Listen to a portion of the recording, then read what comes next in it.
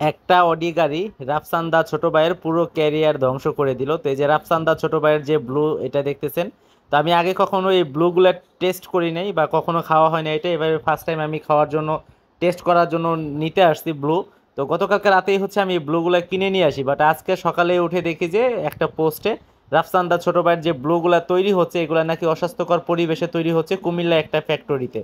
তো আসলে কেন বললাম যে একটা অডি গাড়ি পুরো লাইফটাকে ধ্বংস করে ফেললো, সে ক্যারিয়ারটাকে ধ্বংস করে ফেললো, সেটা হচ্ছে দেখেন একটা অডি গাড়ি রাফসান্দা ছোট ভাই কয়েকদিন আগে ওর বাবা মাকে একটা অডি গাড়ি গিফট করে।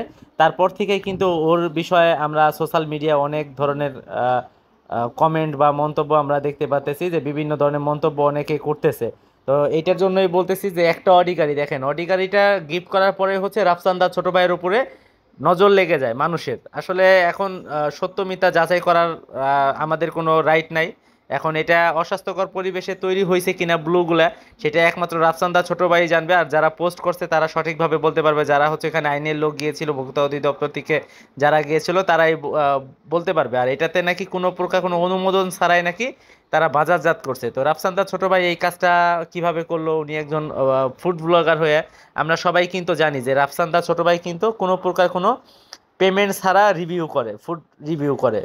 যেহেতু আমরা জানি যে রাফসান্দা ছোট ভাই একজন ফুড ব্লগার, তো অনেক ব্লগাররা আছে যারা হচ্ছে পেমেন্ট নিয়ে তারপরে হচ্ছে রিভিউ করে। আর রাফসান্দা ছোট ভাই একমাত্র ফুড ব্লগার বাংলাদেশে যে হচ্ছে কোনো প্রকার কোনো পেমেন্ট ছাড়া সে ফুড ব্লগ করে। তো এটা হচ্ছে রাফসান্দা ছোট ভাইয়ের ব্লু কিনতে যেহেতু আমি আসছি, এখন এই ব্লু নিয়ে কথা বলতে হচ্ছে যে যেহেতু পোস্টটা আমরা দেখতেছি, তো এখন একমাত্র সঠিক বলতে পারবে রাফসান্দা ছোট ভাই যে আসলে ব্লুর কাহিনীটা কি।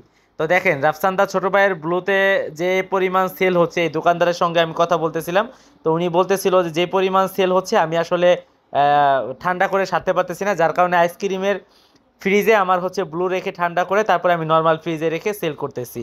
তো এখন এত পরিমাণ সেল হচ্ছে রাফসান্দা ছোট ভাইয়ের ব্লু, তো এখন সে যদি এরকম অস্বাস্থ্যকর পরিবেশে এগুলা তৈরি করে, তাহলে কিন্তু এটা আমাদের জন্য খুবই একটা কষ্টের একটা বিষয়। কারণ রাফসান্দা ছোট ভাইকে আমাদের ইয়াং জেনারেশন যারা আছে এখন মানে সব বয়সের ছেলে মেয়েই বা সব বয়সের মানুষরাই কিন্তু রাফসান্দা ছোট ভাইকে অনেক লাইক করে, পছন্দ করে। তো রাফসান্দা ছোট ভাই উনি যেহেতু কোনো প্রকার কোনো পেমেন্ট ছাড়া ফুড রিভিউ করে, সে তো উনি এই অস্বাস্থ্যকর পরিবেশে এই ব্লুগুলা কিভাবে তৈরি করতেছে সেটা আসলে উনিই ব্যাখ্যা করতে পারবে। হয়তোবা দু একদিনের মধ্যে ওনার ফেসবুক পেজ থেকে আমরা হয়তোবা বিষয়গুলো জানতে পারবো এখানে কাহিনীটা কি ঘটছে।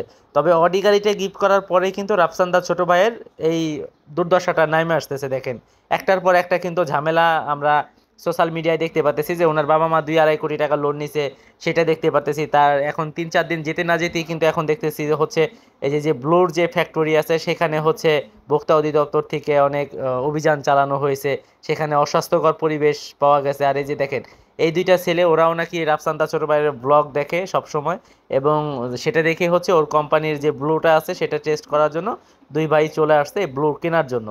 তো যেটা বলতেছিলাম দেখেন এখন বিষয়টা হচ্ছে রাফসান্দা ছোট ভাই যেহেতু একজন পেমেন্ট ছাড়া রিভিউ করে, তো উনি এই কাজটা কিন্তু ওনার করা মোটেও ঠিক হয় নাই।